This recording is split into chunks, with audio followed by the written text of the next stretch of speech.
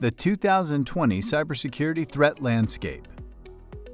The battle between organization and chaos rages across the cyber universe. Whose side are you on? Business and government will of course insist that they are the forces of stability and organization, and the cyber criminals and saboteurs are the forces of chaos.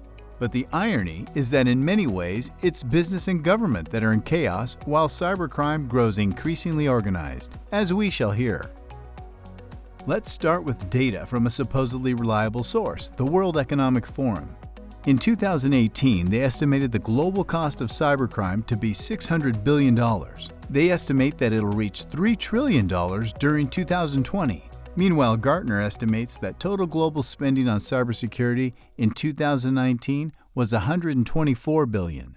So let's hear what industry analyst Vikram Phatak, founder and board member of NSS Labs, thinks about these figures.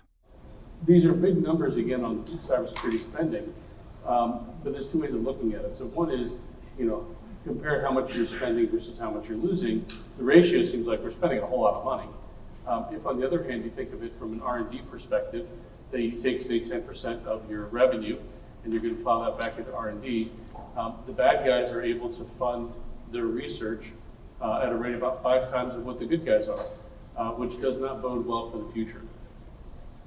So from where are we at current status, we have a massive skill shortage, which I'm sure you guys have been writing about and read about.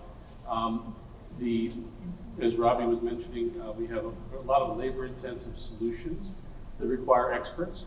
And when you think about that in context of the skill shortage, and keep in mind that of the folks that know cybersecurity, the number of folks that really know it well is only a small fraction of the folks that have gotten into the field.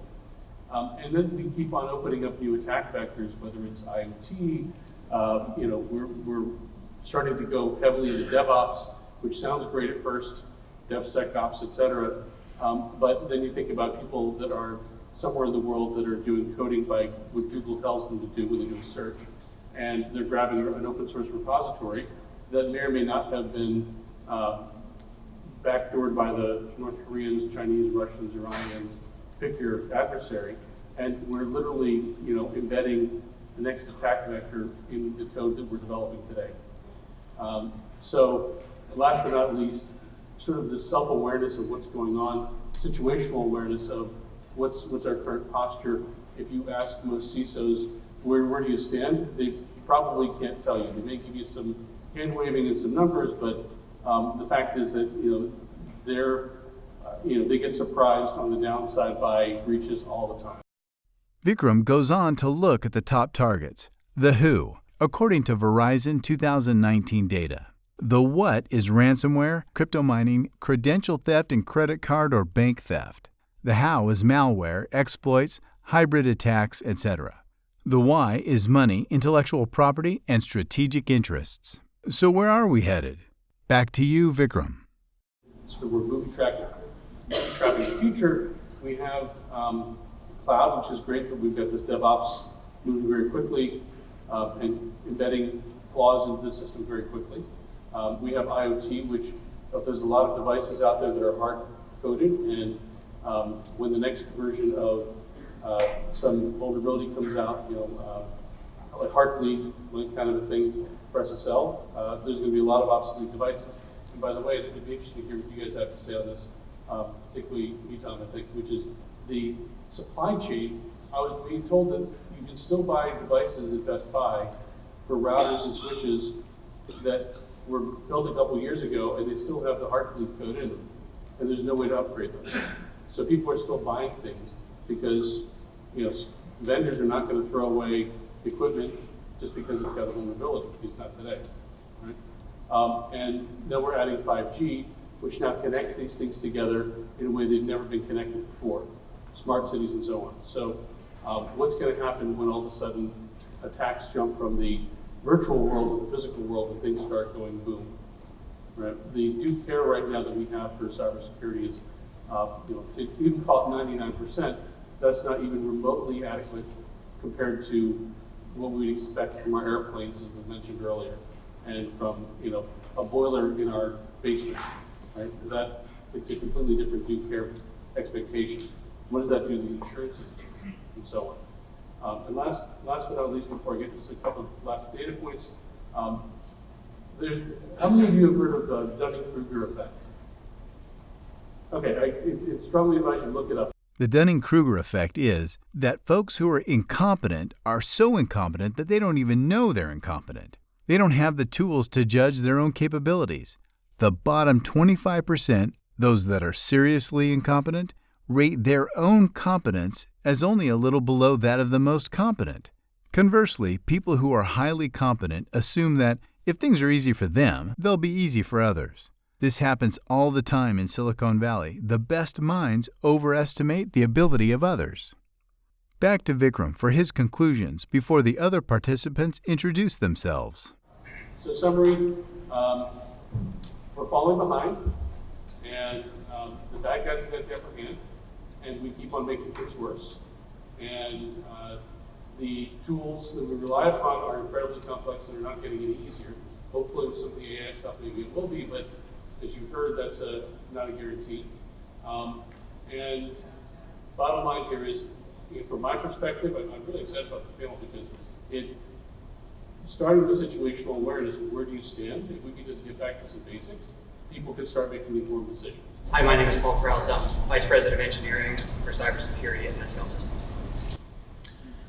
And I'm Ted Ross, CEO and co-founder of SpyCloud. So if you haven't heard of SpyCloud before, we have a team of researchers that interact with criminals, and we social engineer data from them as they steal it so that we can turn that around to our customers so they can prevent account takeovers. Before SpyCloud, I was CEO of a company called Exodus Intelligence, where we found zero-day exploits, sold them to mostly government agencies. Before that, HP, and started the Intel team at HP a couple years ago. Good morning. My name is Tom Edwards. I'm with the U.S. Secret Service. The Secret Service is part of the Department of Homeland Security. I'm in charge of the San Francisco field office. For those that don't know about the Secret Service has a dual mission. Not only do we protect our president, vice president, family, and foreign heads of state, most people don't know that we also investigate cyber-enabled financial crime. We started investigating financial crime in 1865 with counterfeit currency, and we have evolved with the criminals all the way until today, where they're doing complex cybercrime towards our financial institutions. Good morning. I'm Michael Levin, and I'm proud to say I'm a retired Secret Service agent. Spent 30 years in government, and my expertise was cybersecurity. I worked for Microsoft for 9 years as in their physical security department, and I'm now the CEO at the Center for Information Security Awareness, and we help organizations induce security into their organization to create a culture of security. Tom, so from the Secret Service's perspective, what is it that you're seeing, from what are the top things you're having to face and deal with? Like you mentioned, profit is becoming more and more the motive for cybercrime. The cyber actors that we deal with are organized groups all over the world, and it's profit driven as far as getting into the networks, whether it's public sector or private sector, through ransomware, through business email compromise. They're going after the money, they're going after credit card data, they're going after personal identifiable information, and then turning that into profit. That is the main driver. Then the next thing would be the credential theft, so they can get into cloud-based servers and steal that data so they can monetize it on the dark web or in other places. That's what we're really seeing, credential theft, and then really the profit motive for cybercrime. So when you talk about credential theft and people selling information, and maybe this is a question for Ted, how does that work? Like, what's the value? Is there something we could do to break that chain? So yeah, we're all about disrupting the criminal's ability to profit, right? It's a really unfortunate scenario. we started this company 3 years ago. We have over 13,000 breaches in our database right now, almost 80 billion assets, right? So basically, if you have an online identity, we probably have it in our database, which means the criminals have it. They're highly organized. They take this data, they build their own databases. And oftentimes when people think of credential stuffing or account takeover or somebody logging into your Gmail account or business email compromise, I think they underestimate the criminal's ability to be creative. And they also think about it kind of at the end of the timeline when the information leaks on the deep and dark web, when some companies like Akamai can detect it, when somebody, and protect their customers. But there's a year and a half, 2 years that goes by before it gets to that point where fairly sophisticated criminals have access to the data and they do really nefarious creative things. The first thing they'll do is they'll start separating the data into people that they can go after that they know are high value targets, right? And then they put them in a special category and they have very sophisticated techniques to go after them, the targeted attacks. And then they leave all the rest for later, or they run automated tools against that. One of our customers recently presented our customer advisory board, a financial organization that deals with a lot of cryptocurrencies. And they actually had a really interesting statistic. 10% of all the attacks that are coming into their network are targeted, and they lead to 80% of their loss. Michael, you've got a company that sort of helps people understand how to educate their employee base and so on. What role, I got to talk about getting back to basics, right? What's the impact of that? How well does it work out? So maybe talk, is this working? Hello? Oh, okay, there we go. Do you want to talk about like the role that education can play and in terms of combating these kinds of attacks? Absolutely. Well, you think of how do we create a culture of security within an organization? And I guess my headline for you would be, we're doing a terrible job still. We're finding that many organizations, and I talk with executives from companies all over the world, are doing one of two things. They're doing nothing, or they're just checking the box. We know that phishing testing will help an organization and reduce risk, but the problem is that, and I use this analogy of, if you're a car burglar and you want to break into cars, what is the first thing that a smart car burglar should do? Check the door handle to see if it's unlocked. You don't have to break a window first. And many of our hackers are doing very good reconnaissance, and they're finding all the open windows on our networks, like admin passwords that haven't been changed on servers. And we're still seeing those same problems. So the CIOs don't have visibility into some employee deploying a server out on their network, and there's no checks and balances in place for human error and laziness. And so we have improper procedures, policies, checks and balances, and then we're not training our people. The average citizen in all countries receives no cybersecurity awareness training in their lives until they're victimized or until they cause a problem. So how do we create a culture within an organization where people are actually thinking about that every morning when they turn on their computer? And that's what we try to do. So there's an active adversary, though, that's trying to use disinformation and different social engineering techniques to get people to do things. I mean, do you have any statistics on how effective, in practice, using, taking the training approach, how effective really is it? Well, depending on the type of crime, it can be very effective. So in the US especially, we're seeing business email compromise, which is basically a scam where businesses wire transfer money to a bad guy. And simple policies and procedures like almost like a two-factor authentication in the process usually solves that problem. So education and training works very well on certain types of crimes. So in many cases, it's exactly what organizations need. And then in conjunction with good policies that require employees to do certain things and be accountable for those things is really important as well. Well, so accountability requires some sort of monitoring, right? So maybe, Paul, I mean, in terms of monitoring, how should somebody go about approaching this? I mean, if every network is bespoke, everything is different. Where do you even start? Yeah, I think the first thing, and I think Michael hit it very early on in his discussion, it's about visibility. How do you know what to monitor, or how do you put value on the assets in your organization if you don't even know they're there? So the first aspect is gathering up the inventory of actually what you have. And second of all, can you actually take statistics? Can you look at the changes? Can you monitor to the level that your organization can accept the risk for that asset being compromised?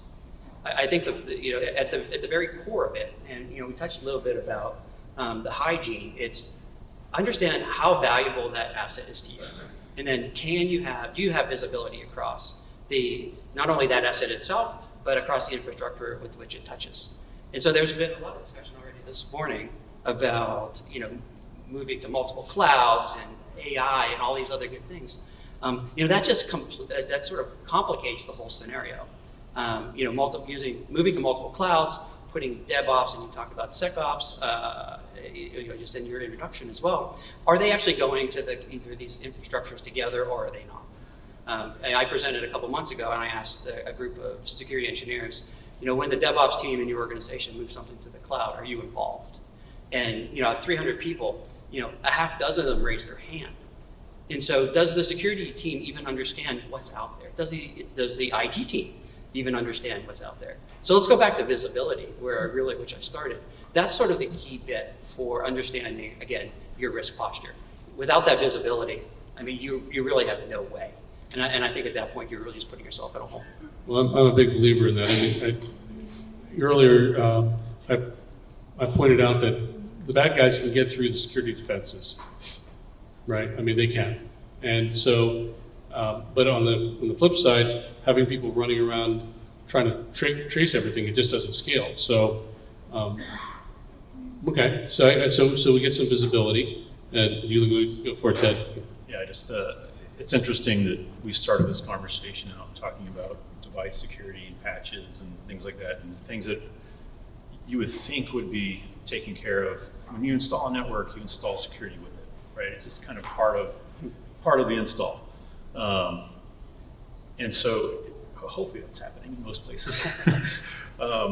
When you start out though to actually implement a security practice,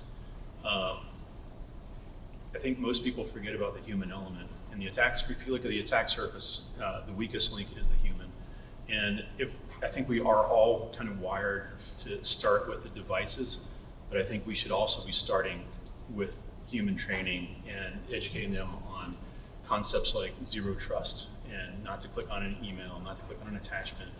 And if they do get an email from your CEO asking them to go buy a bunch of gift cards at Apple, call your CEO, right? Just pick up the phone, call him, and see if he actually sent it.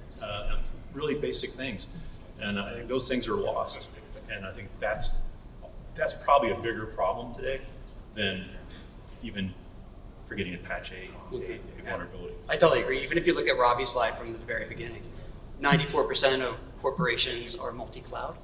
Of those 94% of organizations, are the humans trained to understand what multi-cloud actually means? I mean, that's just a staggering statistic. Well, it feels like cybersecurity has become like gym membership, right?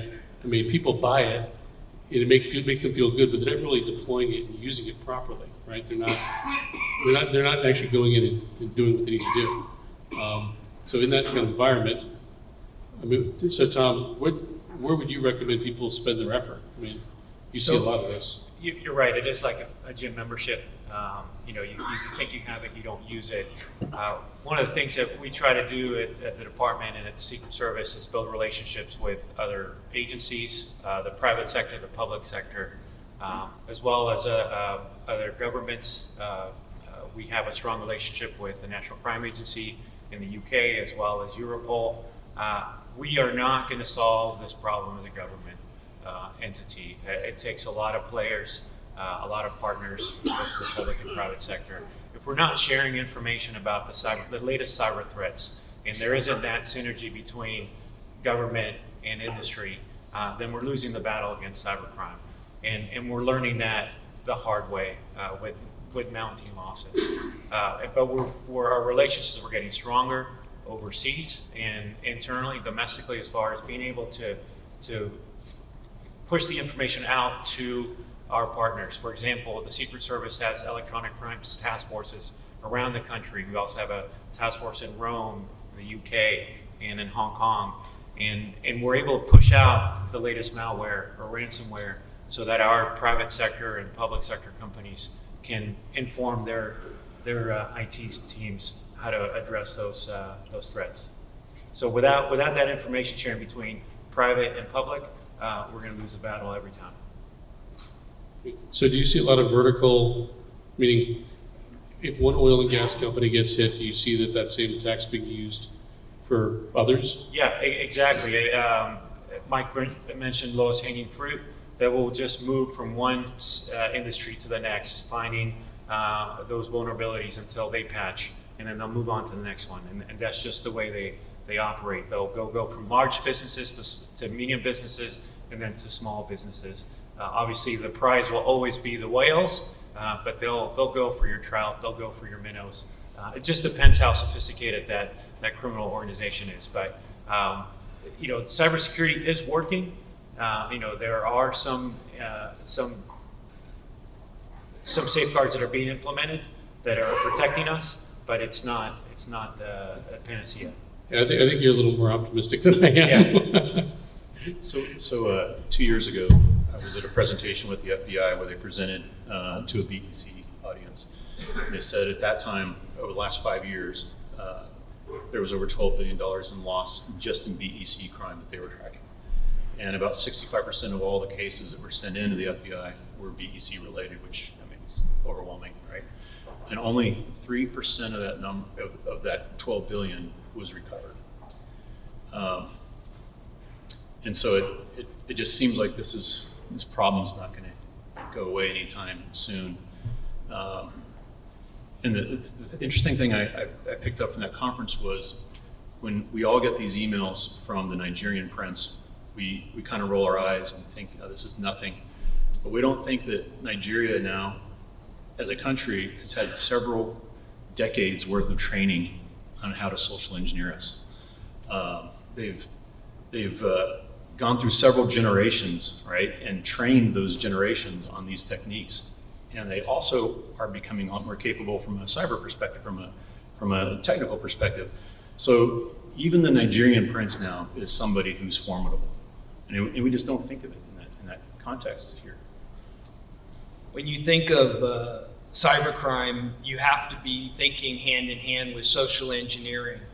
And this is one of the things that we try to educate companies on and employees on, is that it's not just the phishing email, it's the different ways that employees can be socially engineered. It could be over the phone, it could be in person, it could be through social media. There's so many ways that organizations can be affected through social engineering, that you have to come up with mechanisms and reminders for the employees in the organization on a daily basis to be on the lookout for all these different things. And the business email compromise scam, I can't begin to tell you how many financial institutions have contacted me because they're having this problem. So it's so pervasive in our society that we really have to do a better job of coming up with simple mechanisms to solve these crimes.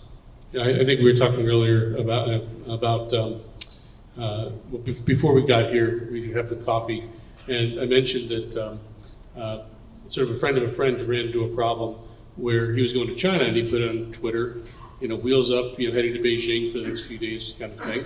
And he was CEO of the company. And a few days later, his CFO got an email saying, purportedly from him saying, I've been arrested by the Chinese government, I need money, send it here, and they sent the money. And it was because there was enough detail that they'd gotten on social media to be credible. And most of that information, people are, it's out there. So how do we, it seems like we're getting back to people and monitoring and sort of knowing what's going on. Like where would you guys start? I mean, maybe just, because from my perspective, complexity is the big problem here, right? So how do we make it simple so that it can scale? And where do we start? Well, we have a list of things that we try to tell people to look for. And one of the first things that we have to educate employees to look for is a sense of urgency. 9 times out of 10, when there's a sense of urgency, it forces people to make decisions very quickly, and it often results in a fraud. So we tell them, if you have that sense of urgency, like the executive that is emailing, there needs to be a phone call, as Ted said, where someone's calling and verifying information. We get so quick to click on links and attachments in emails. There are many employees in organizations that get up in the morning and that's what they do. The first thing they do is click on every email link and attachment they get. So it's how do you get them to slow down and start thinking about the risk associated and giving them mechanisms so that they can actually make smart decisions. Go independently to the website, go independently and contact someone before they open that unexpected, PDF or something. So it's creating that policies and procedures as well. Yeah, and to follow up on Mike's point, is once you create those processes and procedures, employees have to be empowered to come forward without consequence, without penalty. If I'm afraid to go to my boss that I clicked on a phishing email, then I'm, not only am I not empowered to do that, and the company's in trouble, and we could go bankrupt by the end of the month. So you have to have these open lines of communications. People make mistakes all the time. It's not the end of the world. But if employees don't feel like they have an open culture at work to flag cyber threats, then you're already losing the battle because they're going to hide it from you 100% of the time. So open culture about cyber threats. I talked about these guys earlier. I see cyber threats as a mosquito in the room. We all see the mosquito come into the room. We kind of notice it. We hope it's going to go away, but it doesn't. And we can swat away at it. We can move away from it, but eventually it's going to land on us to try to bite us. If you're not trying to get rid of that mosquito early on, it's going to bite you, and you're going to have yellow fever or some other dengue. But you have to really empower your folks to be transparent with their cyber hygiene. Yeah, I would start with the individual and go over that zero trust model and enforce some policies. You give an employee a laptop and you train them on when they go to the office and they open up that laptop and they sign on to the network, they don't trust that network, even if it's the work network. They don't trust it. They launch a VPN and they don't trust anything outside of their little device. And just treat everybody like they're an adversary, and usually you're going to stop 90% of the threats that come your way. And I'll also share something that I heard. It was at a NATO event, and we had an admiral talk about cybersecurity and their approach at cybersecurity. And he made the point that on a battleship, every day they run a fire drill. Because if there's a fire on a battleship, it could kill everyone, right? It's really important to know how to deal with a fire on a battleship. And when it comes to cyber, those same people that ran the fire drill every single day, they would have to take a 1-hour class every year and click through some kind of painful, video to be trained on cyber, where the threat is a lot more severe than that, right? So yeah, train your people, test them. I agree that there should be some way for them to, come out and let them know, the organization know they might have done something wrong without being penalized. But there probably should be a penalty if you don't do that. Yeah, I look at it sort of as a triangle. You have your vendors, you have your users, and your people, and then you have your hackers. And sort of understanding, as I look at the topic, understanding the landscape. The vendors are companies like NetScout, right? I don't believe that the cyber landscape is doom and gloom, but I don't see everyone who comes through NSS either. So I have successfully passed NSS in the past as well.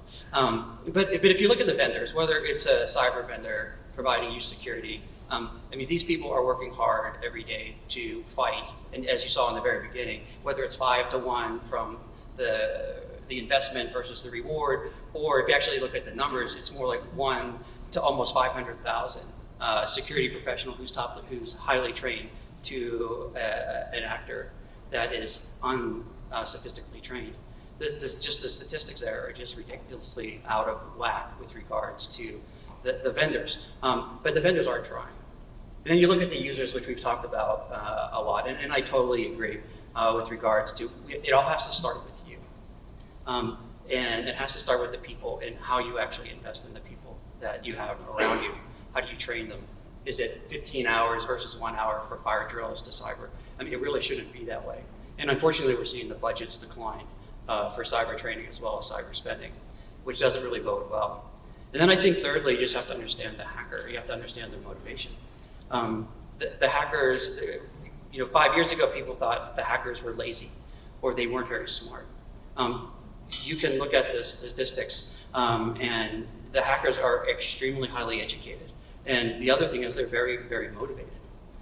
They're cranking out malware, they're cranking out variations of malware, faster than most agile development shops can.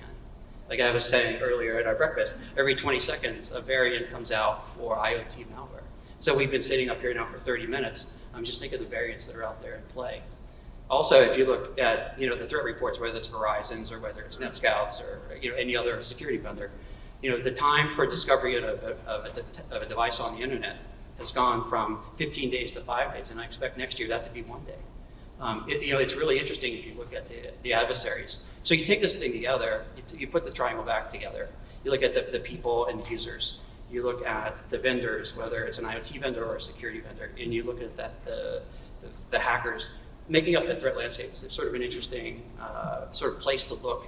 And again, as I said in my very beginning, understand what risks and what's valuable to you, and understand what's accessible and accessible by sort of that triangle. And you put your asset right in the middle, and I think you'll do better than what most people are thinking. Thank you. Just time for one question from Jerry Christensen, founder and CEO, Mind Commerce, United States. So my question is based on the fact that we've been doing some work with helping companies mitigate unwanted robocalls and also help them receive wanted business calls. And so you touched on the voice element of this in part of your discussion. My question is, as these social engineering attacks get more sophisticated and they have a synchronized attack that involves not only email but also perhaps a call, and to the extent that things like conversational AI become more prevalent, things like Google Duplex, how do you see us attacking or dealing with those synchronized attacks? How do you see us mitigating those? So who wants to take that one? It's a good question. It's a great question. We've discussed deepfake videos as it relates to our protective mission. Obviously, if somebody puts out a candidate video with a bunch of statements that were not made or in a context that's completely out of place, it's a concern for us. Obviously, the artificial intelligence that's coming along, I know there's a lot of research that's been done by academia to identify and categorize these deepfakes, for example. But at this point with voice, as you're saying, it's an emerging trend, an emerging threat that we've yet to find a way to counter, honestly. Yeah, there's an app that anyone can download. I won't say the name of the app because it should be illegal. Hopefully it will be illegal soon, but literally you can download this app and for free you can plug in somebody else's phone number and then make a phone call. And the person you're calling, the caller ID that shows up on that phone is the other number, right? So if I wanted to try to scam somebody, I would put in the IRS 800 number and I would call them, and they would think that I'm somebody working for the IRS. And they usually trust the caller ID in their phone. So again, the zero trust. We have to educate the whole world that don't trust even your caller ID. That will be illegal, right? Who knows? Or, but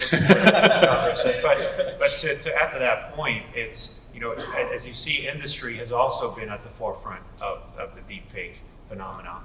They also want to make sure that they mitigate it from their perspective, because it hurts their reputation, it hurts their business.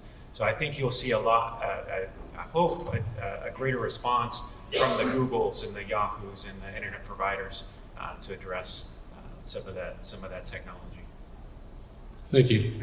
So with that, I want to thank you, and I think we're out of time here.